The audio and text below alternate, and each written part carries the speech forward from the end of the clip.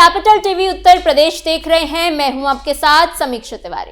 केंद्रीय वित्त मंत्री निर्मला सीतारमण ने संसद में वित्तीय वर्ष 2026-2027 का आम बजट पेश कर दिया है। देश की अर्थव्यवस्था को नई दिशा देने वाले इस बजट पर हर वर्ग की नजरें टिकी हुई थी, चाहे वो नौकरी पेशा लोग हो, व्यापारी हो, किसान हो या फिर युवा वर्ग। बजट पेश होते ही सबसे पहले चर्चा इनकम टैक्स को लेकर ही शुरू हो गई, क्योंकि आमतौर पर मध्यम वर्ग को सबसे ज्यादा उम्मीदें टैक्स राहत से ही रहती है। लेकिन इस बार सरकार ने इनकम टैक्स स्लैब में कोई बदलाव नहीं किया, जिससे कई लोगों को राहत की उम्मीद के बावजूद कोई बड़ी राहत नहीं मिल सकी। हालांकि बजट में कई अहम घोषणाएं भी की गई, जिनका सीधा असर विकास, रोजगार और बुनियादी ढांचे पर पड़ने वाला है। इसी कड़ी में उत्तर प्रदेश के लिए भी बजट में कई बड़े सौगातों का ऐलान किया गया। राज्य में विकास परियोजनाओं को गति देने के लिए नई योजनाएं, इंफ्रास्ट्रक्चर से जुड़े प्रावधान और कुछ खास सेक्टरों को प्राथमिकता देने की बात सामने आई है। ऐसे में उत्तर प्रदेश को क्या क्या मिला, कौन सी योजनाएं सबसे अहम हैं और इसका फायदा किसे होने वाला है, इन तमाम पहलुओं को हम आप तक विस्तार से बताएंगे। लेकिन बजट की तस्वीर सिर्फ घोषणाओं तक सीमित नहीं है, क्योंकि जैसे ही बजट सामने आया, राजनीतिक प्रतिक्रियाओं का दौर भी तेज हो गया।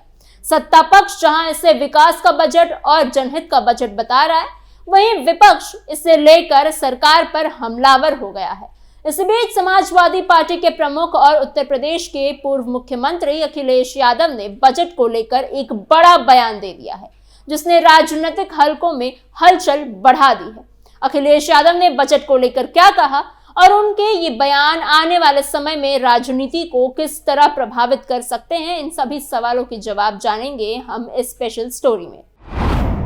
यूपी को विकास की बड़ी सौगात। केंद्र सरकार के बजट 2026 में उत्तर प्रदेश को विकास की नई रफ्तार देने वाली कई बड़ी सौगातें मिली हैं। वित्त मंत्री निर्मला सीतारमण ने बजट पेश करते हुए यूपी के इंफ्रास्ट्रक्चर, कनेक्टिविटी, स्वास्थ्य सेवाएं, महिला सशक्तिकरण और रोजगार से जुड़े कई अहम घोषणाएं की। सरकार का फोकस साफ तौर पर उत्तर प्रदेश को देश की आर्थिक और विकास मॉडल में केंद्र में लाने का दिख रहा है। खास बात यह है कि इन घोषणाओं का असर सिर्फ बड़े शहरों तक सीमित नहीं रहेगा, बल्कि जिलों और छोटे कस्बों तक भी विकास की पहुंच बढ़ने की उम्मीद की जा रही है।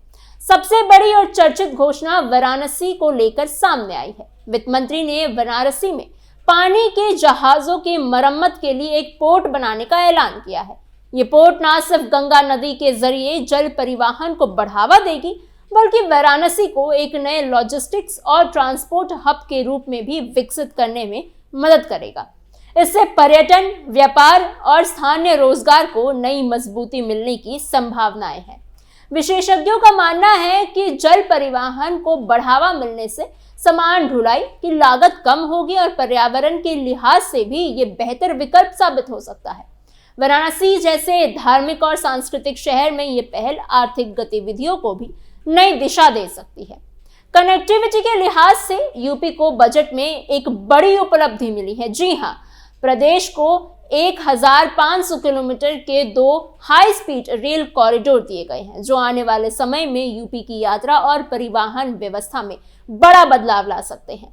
पहला high speed rail corridor Delhi से वाराणसी के बीच बनेगा। ये कॉरिडोर राजधानी दिल्ली और पूर्वांचल के प्रमुख शहर बनारस के बीच दूरी को कम करेगा और समय की बचत के साथ यात्रियों को तेज और सुरक्षित यात्रा का ऑप्शन देगा।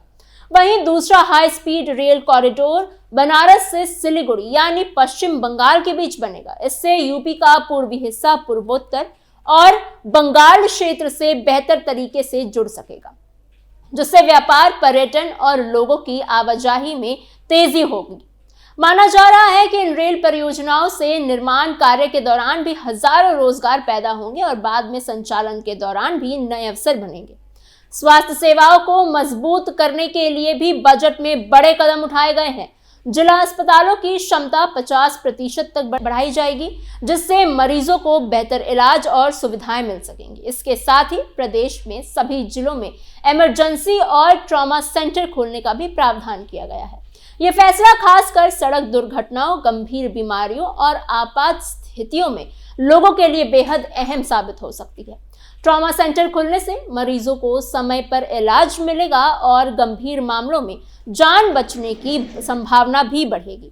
ग्रामीण और दूर दराज के इलाकों में रहने वाले लोगों के लिए ये राहत की खबर है, क्योंकि उन्हें इलाज के लिए बड़े शहरों की तरफ अब भागना नहीं पड़ेगा। बजट में महिला सशक्तिकरण का भी खास प्राथमिकता दी गई है। उत्तर प्रदेश के सभी 75 जिलों में एक गर्ल्स हॉस्टल बनाने का ऐलान किया गया है। ये कदम खासकर छात्राओं और कामकाजी महिलाओं के लिए बेहद फायदेमंद साबित हो सकता है। अक्सर सुरक्षा और रहने की व्यवस्था की कमी के कारण कई लड़कियां उच्च शिक्षा और नौकरी के अवसर छोड़ देती हैं। ऐसे में गर्ल्स हॉस्टल बनने से महिलाओं को सुरक्षित वातावरण मिलेगा और वो बिना किसी डर के शिक्षा और करियर की दिशा में आगे बढ़ सकेंगी। शहरी विकास को लेकर भी बजट में बड़ा निवेश सामने आया है। 5 लाख से ज्यादा आबादी वाले शहरों के इंफ्रास्ट्रक्चर को 12.2 लाख करोड़ रुपए से डेवलप किया जाएगा। इस योजना के तहत उत्तर प्रदेश के लखनऊ, अयोध्या, गोरखपुर समेत करीब 25 शहर इस कैटेगरी में आएंगे। इन शहरों में सड़कों का विस्तार, पानी बिजली की बेहतर व्यवस्था, ट्रैफिक मैनेजमेंट, पब्लिक ट्रांसपोर्ट और आधुनिक सुविधाओं को मजबूत करने की दिशा में काम किया जाएगा। इससे न सिर्फ शहरी जीवन स्तर बेहतर होगा, बल्कि व्यापार, निवेश को भी बढ़ावा मिलेगा। वहीं छोटे तीर्थ स्थलों को भी विकसित करने का ऐलान किया गया है। रेलवे के क्षेत्र में भी यूपी को बड़ी सौगात मिली है। प्रदेश के 50 रेलवे स्टेशनों को अमृत भारत स्टेशन के तौर पर विकसित किया जाएगा। इन स्टेशनों पर यात्री की सुविधा के लिए बेहतर वेटिंग एरिया, साफ सफाई, डिजिटल सुविधाएं, प्लेटफॉर्म अपग्रेडेशन, लिफ्ट, एक्सेलेटर और सुरक्षा व्यवस्था को मजबूत किया जाएगा। ये हमने आपको बताया कि उत्तर प्रदेश को क्या क्या सौगातें मिली हैं। अब सौगातों के बौछार होने के बाद भी समाजवादी पार्टी के प्रमुख यानी अखिलेश यादव ने बजट पर जमकर हमला बोला है। बजट पर अखिलेश का तीखा तंज। अखिलेश यादव का कहना है कि यह बजट आम जनता की जरूरतों को ध्यान में रखकर नहीं बनाया गया, बल्कि ये चुनिंदा लोगों को फायदा पहुंचाने वाला बजट है। अखिलेश यादव ने बजट पर प्रतिक्रिया देते हुए आरोप लगाया कि यह बजट गरीब, किसान, मजदूर और मध्यम वर्ग के लिए है ही नहीं। उन्होंने कहा कि सरकार दावा तो विकास का करती है, लेकिन असल में योजनाओं का फायदा सिर्फ उन्हीं लोगों तक सीमित रह जाता है जो सत्ता के करीबी हैं। अखिलेश यादव ने साफ शब्दों में कहा कि असली बजट वही होता है जो पेश होने के बाद गरीबों के चेहरे पर खुशी लाए। उन्होंने कहा कि ये बजट का मकसद केवल कुछ चुनिंदा लोगों की तरक्की और मुनाफा तय करने का नहीं होना चाहिए, बल्कि इसका असली उद्देश्य आम जनता की खुशहाली सुनिश्चित करना होना चाहिए। समाजवादी पार्टी प्रमुख ने सरकार पर कटाक्ष करते हुए कहा कि बीजेपी ने किसी भी तरह के सुधार की उम्मीद नहीं की जा सकती। अखिलेश यादव के मुताबिक ये बजट पहले से ही तय था, इसे किसे भी लाभ पहुंचाना है और किसे नहीं, ये सारी बातें तय थी। उन्होंने आरोप लगाया कि यह बजट उन उद्देश्य लोगों पर ही किया गया जो पर्दे के पीछे से सरकार चलाते हैं। अखिलेश यादव का कहना है कि बजट की दिशा और प्राथमिकताएं साफ बता रही हैं कि सरकार की नीतियां आम जनता की जरूरतों के मुताबिक बिल्कुल नहीं है। उन्होंने बजट को समझ से बाहर का बजट बताया। उन्होंने कहा कि केवल सपने दिखाने वाला बजट है ये, जिसमें जमीन पर उतरने वाली ठोस योजनाओं की कमी है। अखिलेश यादव ने बजट को लेकर एक बड़ा बयान देते हुए ये भी कहा कि ये देश के 95% आबादी का नहीं, बल्कि सिर्फ 5% रईसों का बजट है। उनका कहना है कि सरकार बजट में बड़ी बड़ी बातें करती है, लेकिन आम आदमी को राहत देने वाली घोषणाएं ना के बराबर है। उन्होंने ये भी कहा कि जिन लोगों ने अपने पुराने घोषणा पत्र पर काम नहीं किया, उनसे जनता क्या उम्मीद करेगी। अखिलेश यादव ने कहा कि भाजपा से जब उम्मीद रही तो बजट से क्या उम्मीद करेंगे। अखिलेश यादव का आरोप है कि बजट में किसानों के लिए ठोस उपाय नहीं है। उन्होंने कहा कि किसान आज भी महंगाई, खाद बीज की कीमतों और खेती की लागत बढ़ने से परेशान है। वहीं युवाओं के लिए रोजगार की स्थिति भी लगातार चिंता का विषय बनी हुई है, लेकिन बजट में रोजगार को लेकर कोई बड़ा रोडमैप नजर नहीं आता। इतना ही नहीं, अखिलेश यादव की पत्नी और मैनपुरी से सांसद डिंपल यादव ने भी बजट को लेकर नाराजगी जताई। डिंपल यादव ने कहा कि इस बजट में कुछ नहीं है। उन्होंने आम लोगों की भावना को सामने रखते हुए कहा कि पहले परिवार एक साथ बैठकर बजट टीवी पे देखा करता था, इसमें हमारे लिए क्या है, हमें क्या राहत मिलेगी, हमारे जिंदगी पर क्या बदलाव आएगा। लेकिन इस बार बजट में ऐसा कुछ खास नहीं था जिससे जनता को सीधी राहत मिल सके। डिंपल यादव ने खास तौर पर महिलाओं और युवाओं का जिक्र करते हुए कहा कि बजट में महिलाओं और युवाओं के लिए कुछ भी खास नहीं रखा गया था।